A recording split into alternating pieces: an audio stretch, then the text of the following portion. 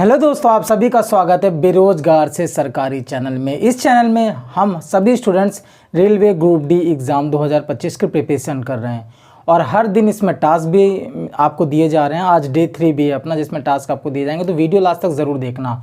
जो वीडियो का आपने टाइटल और थंबनेल पढ़ा है, क्या जो लास्ट ईयर जो ग्रुप डी का हुआ था, मतलब 2022 में कंप्लीट हो चुका था, लेकिन 2019 वाली वैकेंसी जिसकी कट ऑफ को देख के आप सबके अंदर एक इनसिक्योरिटी है कि इस बार क्या कट ऑफ जा सकती है। ठीक है, ये चीज़ें आपके अंदर डाउट है। हर कोई पूछता है कि मेरा इस जोन से, इस कैटेगरी से फॉर्म फिल किया मैंने, तो इस बार कितनी जा सकती है, हर दूसरे स्टूडेंट का ये क्वेश्चन है। इस पे मैंने एक डिटेल वीडियो बना दी थी कट ऑफ को लेके कि कट ऑफ कैसे बनेगी। तो आज की डेट में अगर आप इस तरह की वीडियो सर्च कर रहे हो, वो गलत नहीं है, क्योंकि इनसिक्योरिटी रहती है। आखिर हम तैयारी कर रहे हैं, कितना टारगेट लेके चलें जो हमें सेफ स्कोर पहुंचा देगा।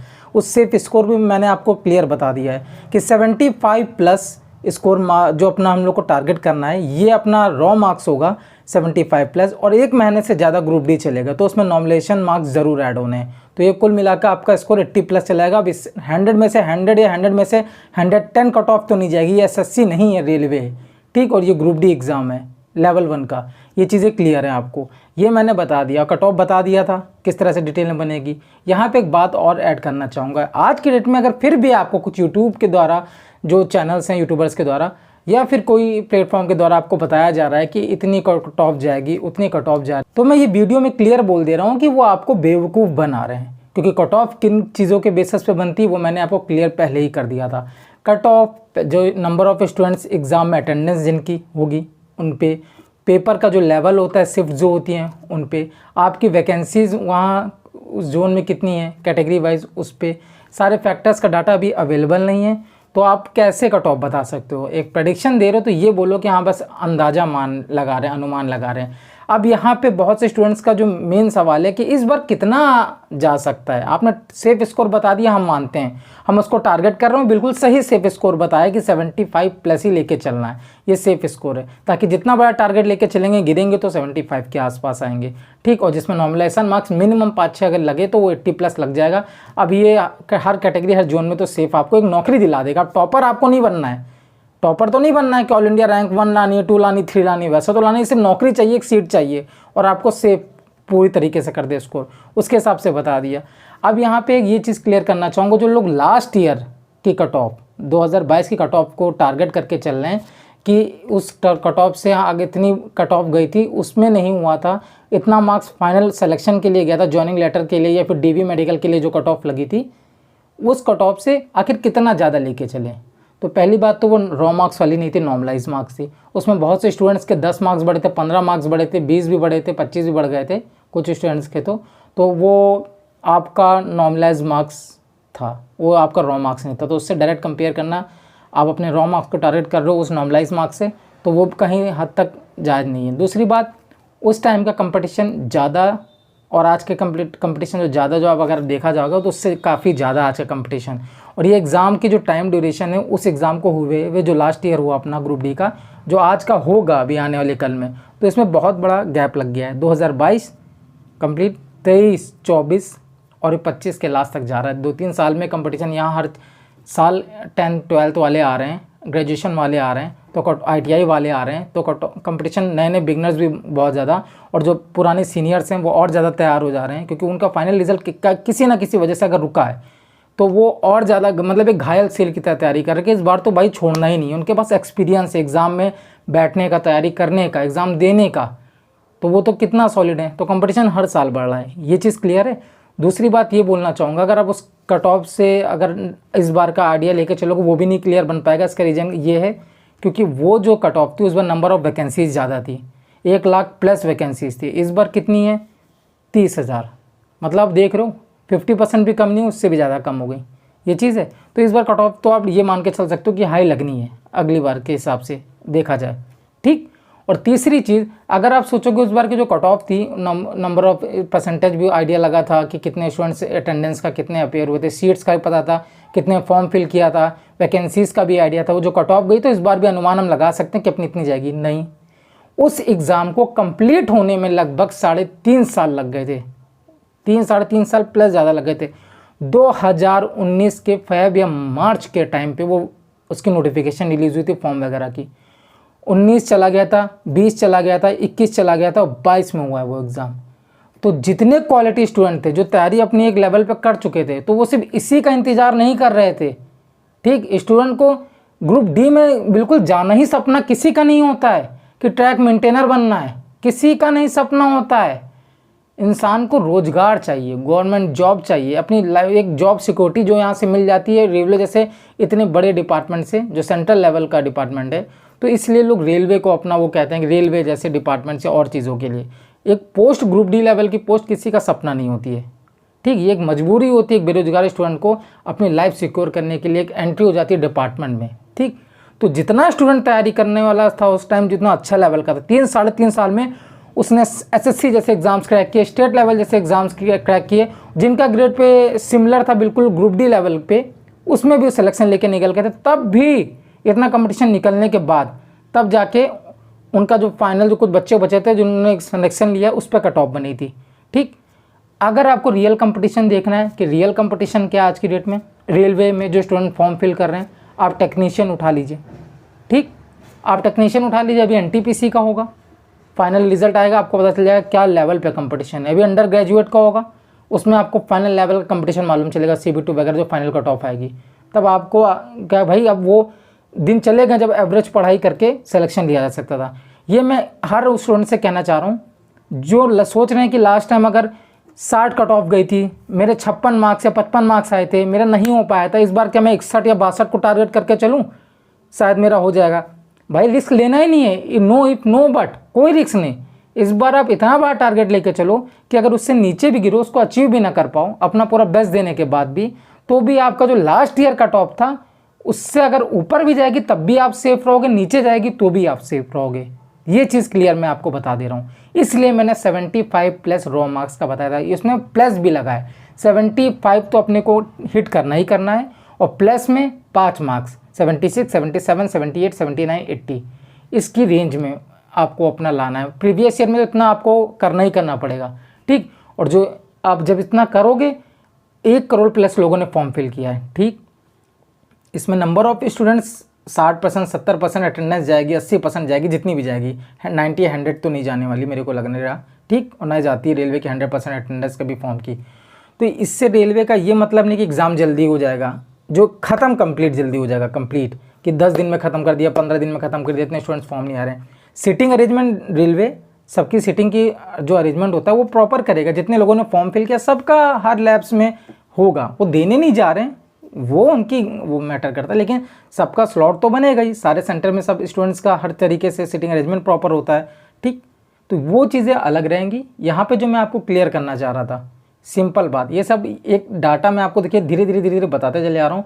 दिमाग से एक मिथ हटा देना आप, जो अगर आप सोच के रख रहे हो किसी यूट्यूब के वीडियोज़ के द्वारा आपको बताया गया है, और जो अगर आज की डेट में कोई कट ऑफ भी बता रहा है तो बिल्कुल गलत बता रहा है। कट ऑफ ऐसे बन ही नहीं सकती, मेरी कट ऑफ वाली वीडियो जाके देख लेना। कट ऑफ कोई बता रहा है तो उसके लिए डाटा होना चाहिए, स्टूडेंट के आंसर की के बेसिस पे, स्टूडेंट ने जो कितने अटैम्प्ट किए, जो स्टूडेंट्स एग्जाम में बैठे हैं उन्होंने उनका एवरेज अटैम्प्ट्स क्या था, उस शिफ्ट के एवरेज अटैम्प्ट्स क्या थे, कितने % स्टूडेंट्स अपेयर हुए एग्जाम में, पेपर का लेवल कैसा था, ये सब आइडिया होता है तो उसके बेसिस से बनती है। और उसके बाद सबसे बड़ा फैक्टर होता है सबसे कट ऑफ बनाने में, जो अपना नॉर्मलाइजेशन वाले बाबा आते हैं, वो अपने फॉर्मूला का यूज़ करके अपने जादू का वो ऐसी कट ऑफ बनाते हैं जिसका पता ही नहीं है किस शिफ्ट में नंबर कितने लेवल पे इंक्रीज़ होंगे, कितने घट रहे हैं। तो जितने लंबे दिन तक कट ऑफ जो पे एग्ज़ाम हुए हैं, 30 दिन तक अगर फॉर एग्जांपल हुए, तो इन 30 दिन में कितने का इजी शिफ्ट आएगी, कितने की मॉडरेट आएगी, कितने की हार्ड आएगी, इन सब को बैलेंस करने के लिए नंबर किसी के बढ़ते हैं, किसी के हट के घटते हैं, किसी के नहीं बढ़ते हैं, तो वो सब बैलेंस करने के लिए तो कट ऑफ कोई आइडिया नहीं लगा सकता। ये बस मैं आपको बताना चाह रहा था कि सेफ स्कोर को ही टारगेट करो। मैं बार बार हर वीडियो हर चीज़ में बोलता हूँ, 75 मार्क्स बोलने का बहुत बड़ा रीज़न है, इसको टारगेट करना है। और ये आसान भी नहीं है, इसको आसान करना भी है। इसको अगर आप मेहनत करोगे तो ऐसे अचीव कर सकते हो। लेकिन आप सोचो कि 75 क्या हल्का है, क्या इसमें हो जाएगा? अरे यार 75 प्लस मार्क्स, 5-6 नॉमिनेशन का मार्क्स लगा, 80 प्लस रिजल्ट आपका जा रहा है यार। 80% मार्क्स 100 में, 80% मतलब 80 प्लस मार्क्स। अब 80 प्लस मार्क्स में कहाँ सिलेक्शन नहीं होगा यार, कहाँ नहीं सेफ होगे, किस कैटेगरी में नहीं? आप ST कैटेगरी से किस भी जोन में, क्या 80 नंबर पे आप सेफ नहीं होगे? क्या आप एसटी कैटेगरी से हो, क्या आप किसी जोन से हो, क्या इतने पे आपका 80+ मार्क्स में सेव नहीं हो। नॉमिनेशन जो नॉर्मलाइज आपका स्कोर बनेगा, अगर आप किसी EWS कैटेगरी से या अप्रेंटिसशिप वाले स्टूडेंट हो और आपका ये आपने हिट किया 74 73 एग्जाम में, आपका रॉ मार्क्स था, नॉर्मलाइज होकर वो पहुंच गया 79 80 के आसपास 77, क्या आप अप्रेंटिसशिप से उतने पे आपका कहीं सिलेक्शन होगा, तो आप टारगेट बड़ा लेके चलो, इसीलिए 75+ रॉ मार्क्स मैंने बताए हैं। अब यहाँ पे देखिए कट ऑफ की अपनी बात हो गई। इस टॉपिक के जो स्टूडेंट्स टारगेट में बहुत कंफ्यूज है, क्या टारगेट लेके चले, बार बार एक क्वेश्चन रिपीट कर रहे हैं, उनके ये टॉपिक यहाँ पे एंड कर रहा हूँ। अब आगे बात करते हैं अपने डे 3 के टास्क की। बहुत से स्टूडेंट्स कहते हैं कि टास्क पता नहीं, पूरी वीडियो देखोगे तब लास्ट तक पता चलेगा टास्क दे रहा हूँ क्यों नहीं दे रहा हूँ। बहुत से स्टूडेंट आज भी कमेंट करने टास्क स्टार्ट करिए, उन्हें ये नहीं पता कि हर वीडियो में एक इंट्रो होता है जिसमें स्टूडेंट्स की कमेंट्स की प्रॉब्लम्स को मैं आप प्रेजेंट कर रहा होता हूँ, उनके जवाब दे रहा होता हूँ। उसके बाद जो वीडियो का हाफ 50% पार्ट कंप्लीट हो जाता है, उसके बाद टास्क करता हूँ। तो टास्क में डे 1 पे जो स्टार्ट किया था हम लोग ने रीजनिंग, हम लोग ने क्लासिफिकेशन कर ली है, क्वेश्चंस बना लिए कंसेप्ट क्लियर करके, एनालॉगी कल कंसेप्ट क्लियर कर लिया है और क्लासिफिकेशन के और क्वेश्चंस प्रैक्टिस कर लिए। आज हमें क्या करना है, आज हमें इन दोनों की मिक्स, जो आप आज वीडियो देखोगे कल, मतलब जो वीडियो पूरी देखने के बाद आपका टास्क स्टार्ट हो जाएगा, तो इसमें हमें क्लासिफिकेशन एनालॉगी के दोनों के मिक्स क्वेश्चन बनाने हैं।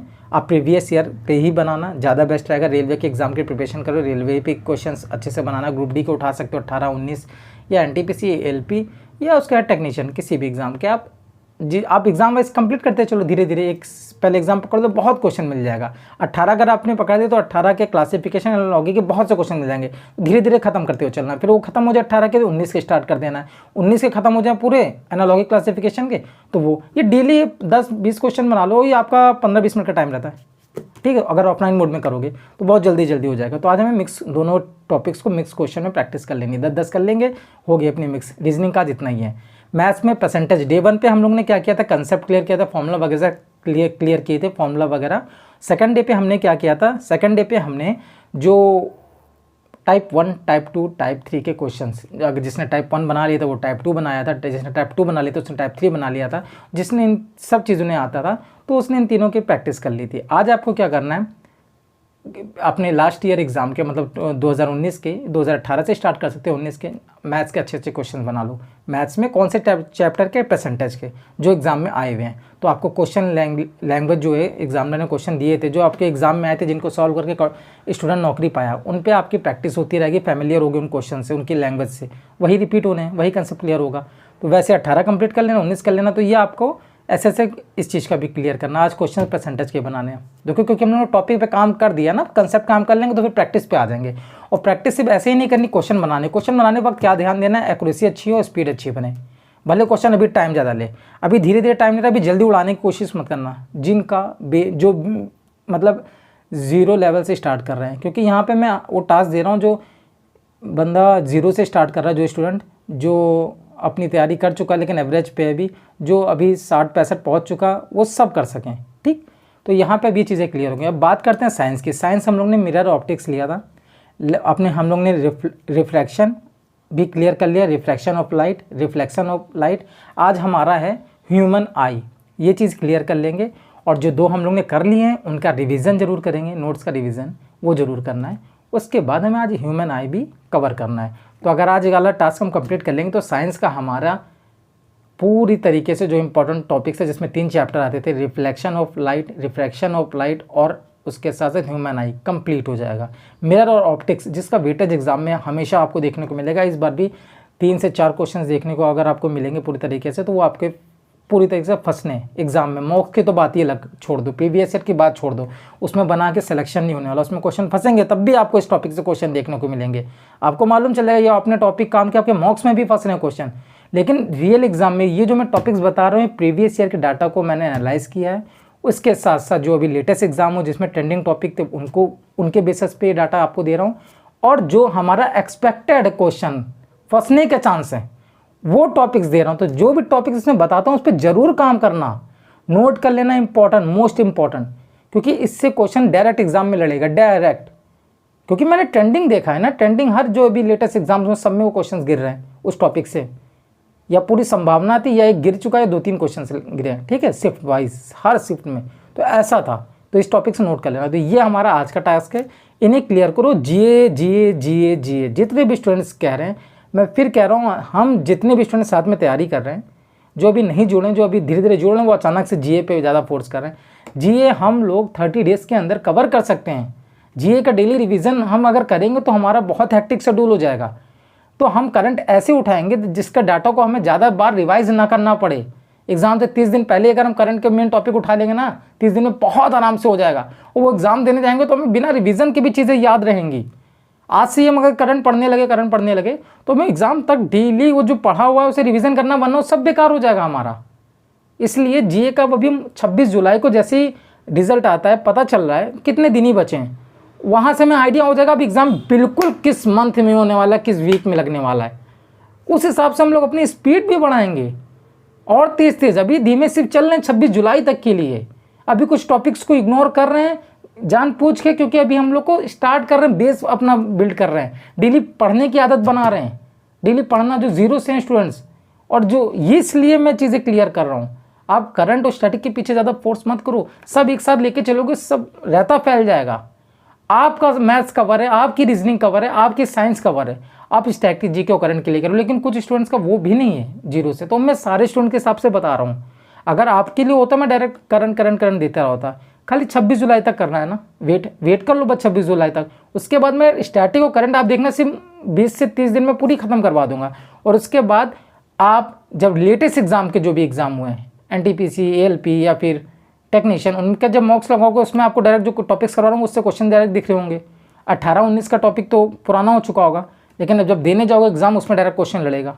और टारगेट हम इतना बड़ा लेके नहीं चलने, 10 से 12 मार्क्स का टारगेट लेके चल रहे हैं। 20 में से ना 20 कोई ला सकता है, ना हमें लाने की सोचना भी है। भूल से गलत फहमी नहीं पालनी है, जो चीज़ पॉसिबल ही नहीं है। ठीक दोस्तों, तो ये वीडियो आज इतनी रखते हैं। तो जो स्टूडेंट्स का डाउट था ये भी कि लास्ट ईयर इतनी थी, कट ऑफ गई थी मेरे जोन से इस कैटेगरी की, इस बार मैंने इसी जोन से फॉर्म फिल किया, इस कैटेगरी से मैं हूँ, और इस बार मैं कितना टारगेट लेके चलूँ, कट ऑफ मेरी अगर 60 गई थी, क्या मैं 62 लेके चलूँ या 65 लेके चलूँ। तो उन सबका मैंने आपको एक तरीका बता दिया कि लास्ट ईयर के फैक्टर्स अलग थे जो कट ऑफ बनी है। ठीक, वो 3 साल डिले एग्ज़ाम की वजह से कंपटीशन छट चुका था, 1 लाख प्लस वैकेंसीज थी, कट ऑफ कम गई जो गई थी, उसके पीछे का रीज़न था नॉर्मलाइज लोगों के मार्क्स ज़्यादा बढ़े थे इस बार। तब उतना लंबा पेपर चला था 2-3 महीने, इस बार तो 1 महीने में कंप्लीट कर देगा, 1.5 महीने में। तो ज़्यादा नॉर्मलेशन में मार्क्स ज़्यादा नहीं बढ़ेगा, 5 से 6 इससे ज़्यादा नहीं। आप आइडिया ले सकते हो टेक्नीशियन और एनटीपीसी और एएलपी से कि कितना नॉर्मलाइज में मार्क्स बढ़ा है। जितना कम टाइम में पेपर होगा उतने कम नॉर्मलेशन में मार्क्स बढ़ते हैं, जितना लंबा पेपर खींचेगा उतना ज़्यादा नॉर्मलेशन मार्क्स बढ़ते हैं। सारे डाउट्स क्लियर कर दिए हैं। ठीक, फिर मिलते हैं नेक्स्ट वीडियो के साथ। तब तक के लिए अपना ध्यान रखें, अच्छे से मेहनत करें। हर एक कमेंट का जो भी आपके क्वेश्चंस होते हैं हर वीडियो के स्टार्टिंग में उसको मैं कवर करता हूं, ताकि डेली प्रिपरेशन के साथ साथ आपके डाउट्स भी क्लियर होते हैं। जो मैक्सिमम टॉपिक, जो एक टॉपिक होता है जिसमें मैक्सिमम लोगों ने क्वेश्चन किया होता है, उसको मैं सबसे पहले वीडियो का इंट्रो बना देता हूँ। आप देख लीजिएगा, हर वीडियो में जिसमें टास्क दे रहा हूँ, Day 3 है, सब में वीडियो का इंट्रो अलग है। इंट्रो मतलब जो टॉपिक में मेन वीडियो बनाइए, लेकिन टास्क को अपना कवर करना है साइड में। जो बंदा तैयारी करने वाला स्टूडेंट है वो पूरी वीडियो देखता है, क्योंकि उसको पता है इसमें टास्क है। हमको पढ़ाई की बात भी है, पढ़ाई के डायरेक्ट मिलने टास्क हम करेंगे, लेकिन उससे पहले जो डाउट्स हैं उसके डेली क्लियर होते हैं। मोटिवेशन डेली आपको मिलता है कि क्या चीज़ें हम सही जाने के लिए, जो भी फिल्टर्स होते रहते हैं डाउट, तो आपका स्ट्रेस कम रहता है, आप अच्छे से तैयारी कर सकते हो। आप जो भी डाउट्स पूछते हो उस पर वीडियो बनाते हो। तो कमेंट आपके लिए ओपन बॉक्स खुला है, आप अपने कोई भी डाउट्स हों, छोटा से छोटा, बड़ा से बड़ा, एग्ज़ाम रिलेटेड जो भी आप एग्ज़ाम की तैयारी कर रहे हो, रेलवे ग्रुप डी 2025, उससे कुछ भी क्वेश्चन कर सकते हो, मैं उसका जवाब दूंगा। और अगर अभी तक आपने इस चैनल को सब्सक्राइब नहीं किया बेरोजगार से सरकारी, तो प्लीज़ कर लेना और बेल आइकन को प्रेस करके नोटिफिकेशन ऑन हो जानी चाहिए, क्योंकि हर इंपॉर्टेंट वीडियोज़ की नोटिफिकेशन आपको मिल सके। और कोई ना कोई वीडियो आपको ज़रूर मजबूर कर देगी पढ़ाई करने के लिए। अगर आप मेरे चैनल की वीडियोज़ देख रहे हो, कोई ना कोई वीडियो आपको ज़रूर एक ऐसा मतलब नॉलेज देगी जो अभी तक आपको नहीं पता थी। और हर एक वीडियो में एक मैसेज होता है जो आपको हमेशा पढ़ाई करने के लिए मजबूर करता है, और उसके साथ साथ ये क्लियर करता है कि इस दुनियादारी मोह माया की जो यूट्यूब की दुनिया है ना, इससे थोड़ा दूर रह के मेन हार्डवर्क पढ़ाई करने पे। ठीक, जय हिंद, जय भारत।